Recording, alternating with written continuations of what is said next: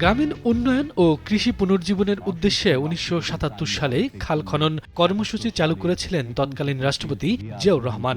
লক্ষ্য ছিল বর্ষাকালের অতিরিক্ত পানি ধরে রেখে শুষ্ক মৌসুমে কৃষিকাজে সেচ ব্যবস্থা নিশ্চিত করা।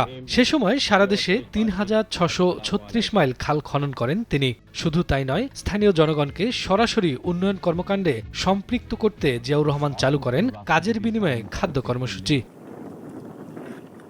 শহীদ প্রেসিডেন্ট জিয়াউর রহমানের সেই খাল খনন প্রকল্প দেশের কৃষিক্ষেত্রে বৈপ্লবিক পরিবর্তন আনে। চাহিদা মিটিয়ে উৎপাদিত চাল বিদেশেও রপ্তানি শুরু হয়। তবে কালের পরিক্রমায় দখল, ভরাট ও অপরিকল্পিত উন্নয়নে হারিয়ে গেছে অনেক খাল। এতে অনেক এলাকায় দেখা দিচ্ছে জলাবদ্ধতা, আবারও কোথাও শুষ্ক মৌসুমে দেখা দেয় তীব্র পানি সংকট। এমন বাস্তবতায় সরকার গঠনের পর পিতার দেখানো পথে আবারও খাল পুনরুদ্ধার ও খনন কাজ শুরু করেছে বিএনপি। বিকাশ পেমেন্টে ১০,০০০ টাকার বেশি অফার।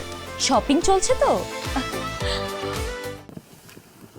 সারা দেশে ২০,০০০ কিলোমিটার খাল খনন করবে সরকার। বিশেষজ্ঞরা বলছেন, এ প্রকল্প বাস্তবায়ন হলে কৃষি অর্থনীতিতে ইতিবাচক প্রভাব ফেলবে। খাল খনন পুনর্খনন কর্মসূচি গ্রহণ করা হয়েছে, এটা খুবই গুরুত্বপূর্ণ, বিশেষ করে ফসল কৃষি উৎপাদনের জন্য। শুধু পানি সেচ দেওয়া হবে সেটা না, পানি নিষ্কাশনের ব্যবস্থা তাতে হবে, জলাবদ্ধতা দূরীকরণ হবে, যে অর্থ সরবরাহ করা হবে এটা বিনিয়োগ, এটা আমাদের জাতীয় অর্থনীতির জন্য কল্যাণ বয়ে আনবে। শুধু খাল খনন করলেই হবে না, রক্ষণাবেক্ষণের দিকে বেশি গুরুত্ব দেওয়ার তাগিদ দিয়েছেন তিনি। আজকে করলাম, পরে যখন বৃষ্টি আসলো সেটা ভরে গেল, এইটা যেন না হয়।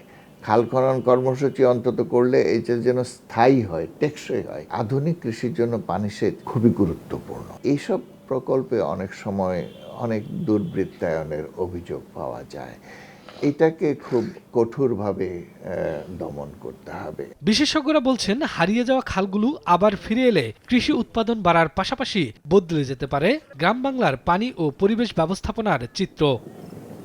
শফিকুজ্জামান রুবেল, সময় সংবাদ, ঢাকা।